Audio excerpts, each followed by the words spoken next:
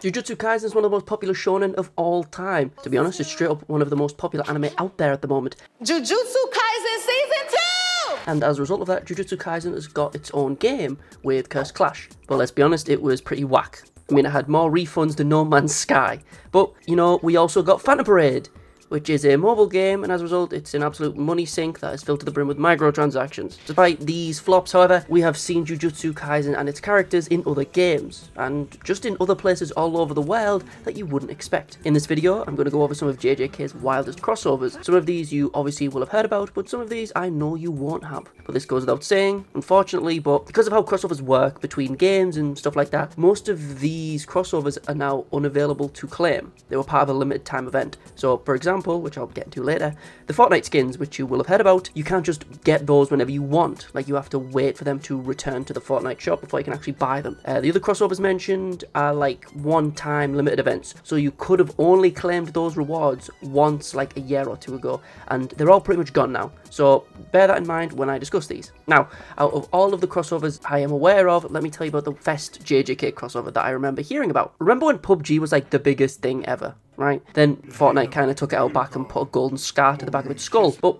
back in the day, it kind of popularized the Battle Royale genre, and it paved the way for a bunch of cool games like Spellbreak. You remember Spellbreak? No one remembers Spellbreak. When PUBG was pretty much at the height of its popularity, it released a mobile version, and this mobile version ended up having a surprising amount of notable crossovers throughout its runtime. It might even still be getting them, I don't know, I don't play the fucking game. Everything from Dragon Ball Super, Spider-Man, Warframe, Tekken, Haruhi Suzumiya for some reason, Hunter x Hunter, Among Us, Evangelion, Higurashi. Like, there has been an absolute smorgasbord of crossover events that are mobile exclusive to PUBG. Most of these crossovers kind of have no place in a battle royale, but screw it. If I can go around the battlefield as this crusty looking Gone Freaks, why not? Now, given the video's title, you can probably guess where I'm going with this. Jujutsu Kaisen made its debut in PlayerUnknown's Battlegrounds, well, the mobile version, back in February of 2022. Now, with this collaboration came a surprising amount of skins. Yuji, Megami, Nobara, Gojo, as well as a Sukuna skin for the weapons, which looks surprisingly cool. It sure as hell looks better than the Fortnite weapon skins, let's be honest. But one issue I have with a lot of these types of crossovers is when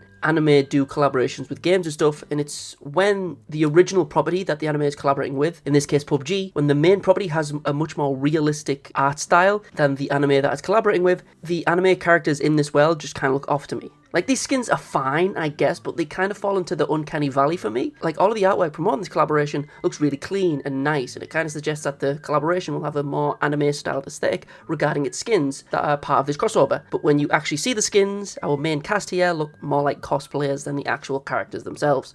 But enough of that, the skins creep me out, and the animations they made just look as uncanny as the skins in my opinion. But screw it. Let's talk about another mobile game real quick just to get that out of the way. Granblue. Despite the fact it has two relatively big games on main platforms like PlayStation, Xbox and PC, it was and still is a very active mobile game, which started the entire franchise's popularity. And just like PUBG Mobile, it has had a good library of collaborations in the past, and I will scroll through a bunch of them on screen. Like, there is stuff here that you wouldn't expect. I mean, Detective Conan, Deku is here, Rengoku is, it's mental. Yet again, given this video's title, you can probably guess which collab we're going to be focusing on here. Now, back in August of 2023, there was of course a collab with Jujutsu Kaisen. With this collab came a handful of units, and I'm not going to lie, the artwork for these units looks really tight. The crossover event itself was titled Jujutsu Kaisen Dreamscape Azure. So it's a pretty cool sounding name, not going to lie. And it came with two main units, which was Yuji and Megami as a single unit, alongside Nobara and Maki as a single unit, as well as two summonable characters, Todo and of course our main man Gojo. And his artwork looks absolutely phenomenal, and I swear I've seen YouTubers use his artwork and thumbnails before, and I couldn't tell where it's from.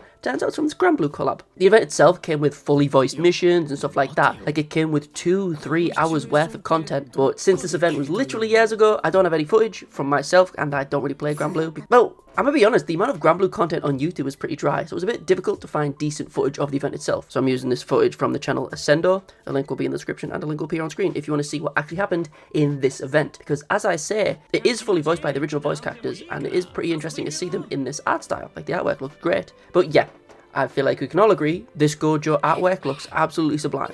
But that's enough about mobile games. Let's get away from mobile games. They suck, they're cash grabs. We know this, right? Let's quickly go over to a game that has an anime and has also done a bunch of anime crossovers in the past. Like, I don't know anyone who's played this game, I'm gonna be honest. Ninjala is a game that is Switch exclusive, and it also has an anime that has like 130 or so episodes, so it must be a bit more popular in Japan, I assume. But But on the game end of the spectrum, it's a PvP beat 'em up. From my point of view, it's basically like Ninja Splatoon, and that's a major oversimplification, but that's pretty much the gist, right? Now, despite the art style, which kind of looks chibi and very kid-friendly, just like the previous two games, it has had some pretty well-known series collab with it, barring the obvious being JJK. We have had Ninjala collab with Evangelion, Demon Slayer, Rurouni Kenshin, Attack on Titan. Despite its cutesy art style, it's collabed with Attack on Titan, which, as we all know, pretty gory sometimes. Obviously, as I say, it did a collab with JJK, hence why it's being mentioned here. Duh. For this collab, they added a surprising amount of content. Usually when there's anime collaborations with like console games,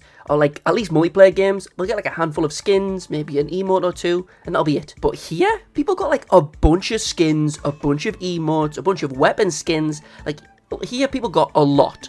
Like emotes, stickers, like a real high volume of content here for a game that is relatively under the radar as far as I'm aware. Maybe a lot of people play this, maybe they don't, but I don't think I've seen anyone talk about it since it released, right? The art style on top of that looks kind of whack to me, but I'm not gonna lie, I have to give just respect. If you're a fan of JJK and you liked Ninjala, this was probably Christmas come early for you. Personally, I'm never gonna play Ninjala, however, I'm happy for anyone who was playing this game back in March of 2022 and was lucky enough to get all this stuff, because it is pretty cool to have a crossover with a game that isn't just like 4 skins and a weapon skin. They added like double that, which is nice. But since I haven't really played the game or watched the Ninjala anime, that's all I can really say on the subject. So let's move on to another crossover. The big crossover. The crossover I know you're all aware of. Fortnite.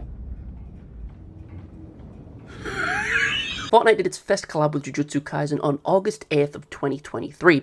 With this collab, there was a lot of cool stuff. Obviously, we got skins for Yuji, Megumi, Nobara, Gojo having with and without his blindfold, and Yuji had like a gym sports look from when he first started the series. Obviously, alongside this, we got some weapon skins and vehicle skins, and they look trash, let's be honest, no one really uses them, like most weapon and skins like that in Fortnite look kind of whack. But the cool part of this initial JJK collab was the weapons they added. They added the hollow purple and the straw doll technique as usable weapons, which was really fun at the time, because this was the only collab like in this video that I really played with when it initially dropped, and it was really fun. Unfortunately, I've lost all the footage of me using these two weapons. You have to trust me on this, it was really cool. And that wasn't all. Like, the event came with its own like little pass that added the Slaughter Demon and a Nue glider. Then, relatively recently, we had a second round of this collaboration. Unfortunately, they didn't add back Hollow Purple or anything like that. They didn't add any new weapons with the collab. They basically just added Toji, Mahito, and Sukuna skins, alongside some emotes and Playful Cloud and Mahito's like blade arm and stuff like that. Nothing too crazy. I just wish they added like the flame arrow as a new weapon or something instead of this cheesy looking emote. But just so I can add more watch time to this video,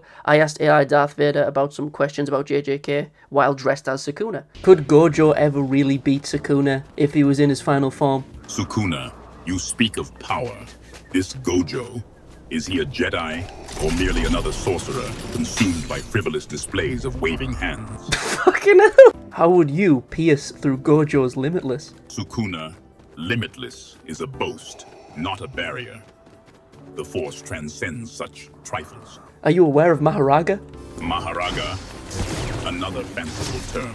Sukuna, is it a weapon, a tactic, or merely a pet? It's the crown jewel of the Zenin clan. It is a creature that can adapt to any and all phenomena. So, Sukuna, this crown jewel merely copies what it faces?